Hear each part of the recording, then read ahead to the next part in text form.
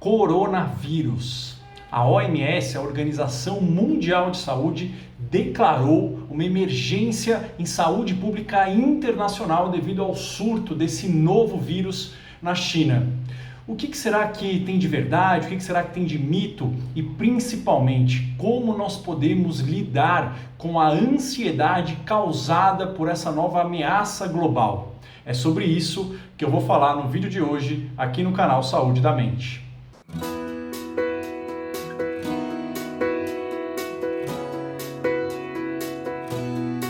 Olá, eu sou o Dr. Marco Abud, médico psiquiatra pela Universidade de São Paulo, fundador aqui do canal Saúde da Mente. No vídeo de hoje nós vamos falar sobre como lidar com a ansiedade pelo coronavírus, né? Esse novo surto viral que ocorreu na China e que está causando uma comoção mundial. Foi até declarado um estado de emergência em saúde pública mundial pela OMS. Eu vou ensinar para vocês 4 pontos que nós temos que ficar atentos para lidar com esse surgimento, né, esse impacto desse surto viral que causa sim muita ansiedade. Eu tenho ouvido, né, muitos pacientes no consultório, muitos amigos, familiares também, muitas mensagens eu tenho recebido nas redes sociais, no meu canal de YouTube, falando sobre como que essas notícias impactam o nosso bem-estar e como que nós podemos, né, perguntando como que nós podemos lidar com esse tipo de ansiedade. Será que o perigo é real? Será que não? Como é que eu consigo relaxar? Isso daí não está me fazendo bem, mas como fazer para não ficar alheio às informações sobre o vírus, mas também não ficar extremamente tenso, preocupado, não conseguir desligar, não conseguir relaxar frente a esse potencial perigo, certo? Então, eu vou começar a falar para vocês 4 pontos que nós temos que ter em mente para poder lidar com essa ansiedade. Antes disso, eu queria só lembrar você que não é inscrito, que não é inscrita aqui no canal, de se inscrever aqui no botão vermelho, e se você já é inscrito, já é inscrita, não esquecer de ligar aqui o sininho de notificações para ser avisada de quando tiver vídeo novo aqui no canal. São 2 vídeos por semana, falando de vários temas relacionados ao funcionamento da nossa mente, do nosso cérebro, como nós podemos superar obstáculos, superar dificuldades, lidar com sintomas ruins para podermos conquistar coisas importantes, propósito, valores, caminharmos em direção às coisas que são diferenciais da nossa vida, ok? Bom, então vamos lá, ó. Primeiro item que eu acho que vale a pena a gente ter em mente quando a gente fala da ansiedade frente a essas novas epidemias mundiais, né? Novos acontecimentos mundiais, e a gente ficar com muito cuidado, a gente tem em mente que nós devemos evitar amplificar o risco. Como assim, né? O circuito de ansiedade e medo do nosso cérebro, ele nada mais é do que um sistema de alarme muito eficiente que ajuda o nosso corpo a estar preparado para coisas que são uma ameaça para a gente. Então é bom nós sentirmos ansiedade, sentirmos medo em situações ameaçadoras. Claro que é bom, isso é muito importante para a gente poder ter o ímpeto de lutar, de enfrentar, de fugir ou de repente se esconder desse tipo de ameaça. Então isso é importante. Mas o que é interessante? Esse nosso circuito do cérebro, ele é muito mais eficiente para liberar a ansiedade quando nós estamos frente a ameaças desconhecidas. Então olha que interessante, né? Ameaças que são novas, desconhecidas, elas tendem a fazer com que o cérebro libere mais esse circuito de ansiedade, libere mais os hormônios de ansiedade e nos deixe mais tensos, mais aflitos, mais em estado de alerta. Por que eu estou dizendo isso? Porque, de fato, é interessante nós nos atermos aos fatos relacionados a essa potencial nova ameaça e ter em mente que o nosso cérebro vai querer dar muito mais importância para isso do que para outras ameaças que nós já temos no nosso dia a dia. Então, o que nós sabemos, né, sobre o coronavírus? O coronavírus na verdade, é uma família grande de vírus, né? Vírus que eles infectam tanto animais quanto seres humanos. Esse novo tipo de coronavírus que foi, digamos que está, enfim, sendo responsável por essa epidemia, por esse surto na província de Hubei, na China, né, na cidade de Wuhan, esse novo tipo de coronavírus, ele pode ser transmitido, né, aparentemente entre humanos, né? Então, talvez no início ele foi transmitido de animais para humanos, mas agora ele adquiriu a capacidade de ser transmitido entre humanos. Ele causa infecções nas vias aéreas, podendo causar sintomas de tosse, de febre, sintomas de coriza, podendo causar falta de ar, e em algumas pessoas esses sintomas respiratórios podem ficar graves, desenvolvendo uma dificuldade de respiração e culminando na morte, no óbito. Mas o que nós sabemos até agora? Nós sabemos que essas pessoas que evoluem mal, né, do coronavírus, desse novo tipo de coronavírus, até o momento são pessoas que têm já uma imunidade um pouco diminuída. Então são pessoas de uma faixa etária superior e que têm outras doenças crônicas que fazem com que a imunidade dela seja diminuída. E qual que é a taxa de mortalidade? Ou seja, de quantas pessoas são infectadas, né? Das pessoas que são infectadas, quantas de fato evoluem a óbito? Isso está em torno de 2%, ou seja, de cada 100 pessoas que se infectam, 2 evoluem mal, evoluem à morte. Isso é uma taxa alta ou baixa? Mais ou menos, só para a gente ter uma ideia, o influenza, né, que é um vírus causador de gripe, tem uma taxa de mortalidade muito menor, de 0,1%, ou seja, é muito menor. Só que ele infecta muito mais gente e o número de pessoas por ano que tem óbitos decorrentes de gripe, do influenza, é muito maior do que esses casos que tiveram de coronavírus. Em 2012, se eu não me engano, tiveram outras infecções por coronavírus, né? Teve a SARS e a MERS, né, que foram duas síndromes causadas também por vírus parecidos com esse coronavírus. A SARS, por exemplo, ela tinha uma taxa de mortalidade de 9,1%, ou seja, uma taxa de mortalidade muito maior do que o que está aparentando nesse novo tipo de coronavírus. E mesmo assim foi uma infecção que foi contida, né? Que, enfim, as autoridades internacionais de saúde conseguiram conter. Então, é para a gente ficar, digamos, olhando com cuidado, mas não tão alarmados, porque é uma taxa de mortalidade que não é tão alta, né? Só para vocês terem uma ideia de como o nosso cérebro fica mais atento a ameaças novas, as doenças que mais matam, né, no mundo pela Organização Mundial de Saúde são, em primeiro lugar, doenças isquêmicas do coração, por exemplo, infarto. Em segundo lugar, AVC. Em terceiro lugar, doença pulmonar obstrutiva crônica, como enfisema, bronquite crônica. Essas doenças matam milhões e milhões de pessoas todo ano.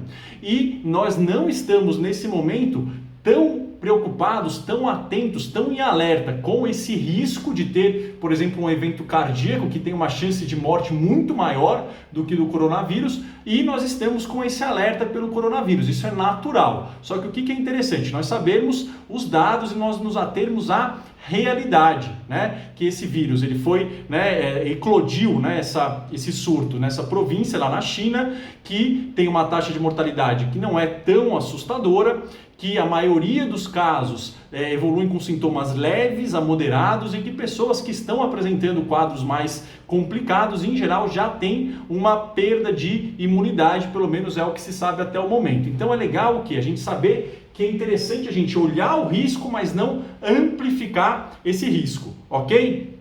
Qual que é o ponto número 2, né? Nós tomarmos medidas de precaução adequadas. Como assim? É importante a gente tomar medidas de cuidado, só que a gente saber quais são essas medidas, porque senão a gente é tomado por essa ansiedade, a gente começa a tomar medidas de cuidado em saúde que são desnecessárias. Então eu vou deixar depois aqui no link, né, aqui embaixo na descrição, um link para um site da Organização Mundial de Saúde que eu acho o melhor site para vocês consultarem.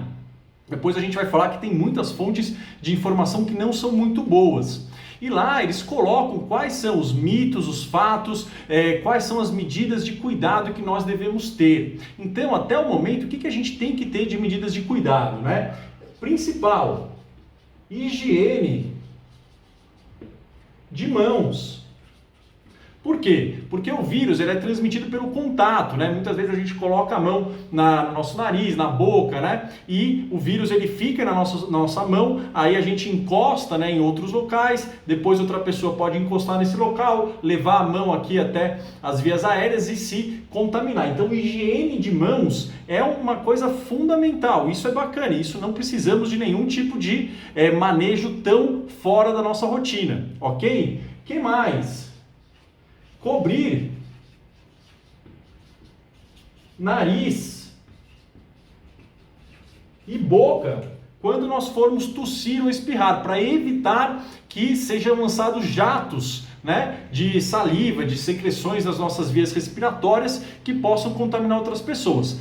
Precisa usar máscara, né? Tem muita gente de máscara no aeroporto, é necessário? Não, na verdade a recomendação oficial é que somente pessoas que estejam cuidando de outras pessoas que estão com suspeita do coronavírus, essas pessoas sim utilizem máscaras próprias para isso, mas que no dia a dia nós não precisemos usar a máscara. A pessoa que está doente, está com sintomas, né, de vias aéreas, sintomas gripais, ela pode usar uma máscara para evitar transmitir para outra pessoa. Mas se você usar uma máscara sem sintomas, somente se você estiver cuidando de uma pessoa com suspeita do coronavírus, desse novo tipo de coronavírus, ok? Que mais, né? Que mais que é importante, né? Evitar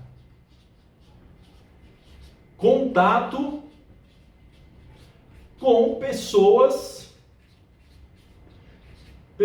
com sintomas respiratórios, ou seja, pessoas que estão doentes, pessoas que estão com tosse, com febre, com falta de ar, com coriza, ou seja, evitar um contato próximo a essas pessoas, que não é nada diferente do que a gente já faz normalmente, porque são pessoas que têm um risco maior de transmissão. O coronavírus pode ser passado entre pessoas que não estão apresentando sintomas? Aparentemente pode, mas essas pessoas estão apresentando sintomas, é muito mais interessante a gente não ter um contato próximo com essas pessoas. E uma outra medida é evitar, até o momento, né, a recomendação é evitar viagens à província.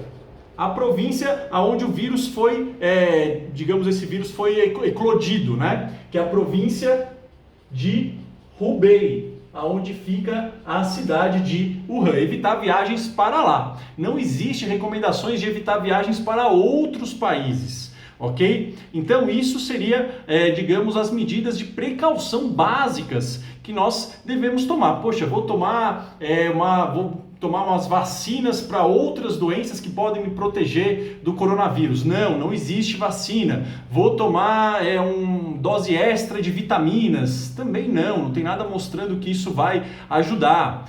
Vou fazer algum outro tipo de exame, né, para detectar. Também não.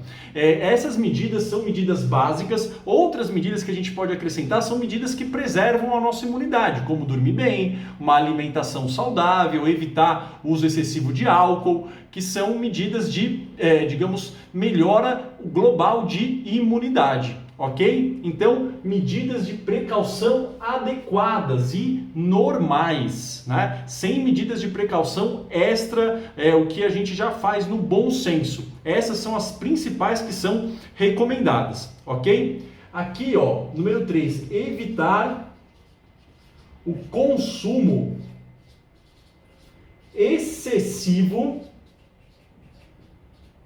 de notícias. Então, a gente vê em todos os sites de notícias, e às vezes a gente recebe pelo WhatsApp uma série, né, um bombardeio de informações novas a todo momento pelo coronavírus. Muitas delas não vão ser totalmente corretas, e mesmo que sejam, isso vai gerando uma quantidade de informação, nosso cérebro não consegue processar e vai mandando uma mensagem para o nosso centro de ansiedade que aquela ameaça ela está se tornando muito iminente, ela está prestes a nos atacar, e isso vai aumentando a ansiedade. O que eu aconselho na prática? Não é para ficar alheio às notícias, mas eu aconselho tentar checar uma vez ao dia notícias sobre o real estado, se temos alguma novidade sobre isso, no site da Organização Mundial de Saúde, né? Que a OMS, em inglês é World Health Organization.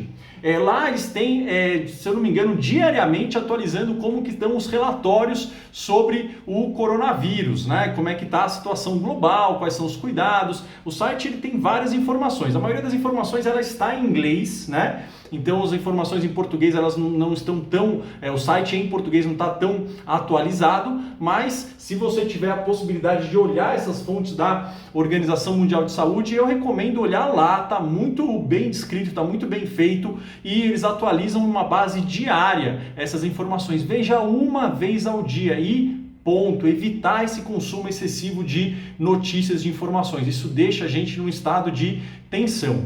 E número 4, caso a gente esteja sentindo sintomas ansiosos, como crises de ansiedade, sintoma de tensão, às vezes dificuldade de parar de se preocupar, insônia, a gente pode usar técnicas para o manejo de ansiedade. Então, o legal é você usar técnicas que você já usou no passado e que funcionaram. Aqui no canal a gente tem vários vídeos falando de uma série dessas técnicas. Então, um exemplo seriam técnicas, por exemplo, de respiração diafragmática, que eu tenho um vídeo no canal falando sobre isso. Tem técnicas de desafio de pensamentos, que assim, tem várias etapas para isso. Tem um vídeo que eu falo como desafiar pensamentos ansiosos, mas basicamente é a gente sempre voltar o nosso pensamento para a realidade, não amplificando o risco. Então tem essa técnica de desafio de pensamentos, técnicas de mindfulness, que podem ajudar caso os sintomas ansiosos estejam tão intensos, ok? Bom, espero que esse vídeo seja útil para você.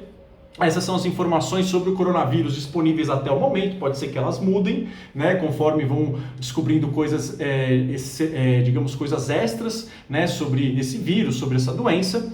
Mas seriam esses os passos para a gente lidar com essa ameaça, mas não catastrofizando essa ameaça e nos mantendo mentalmente saudáveis no meio dessa turbulência mundial. Ok? Bom, se vocês gostaram, deixa aqui o seu like, deixe nos comentários quais são as experiências que vocês estão tendo frente a essas notícias, esse bombardeio de notícias sobre o coronavírus, e compartilhe esse vídeo com outras pessoas que você acha que podem se beneficiar com esse conhecimento. Vou ficando por aqui, um forte abraço e nos vemos no próximo vídeo. Até lá, tchau, tchau!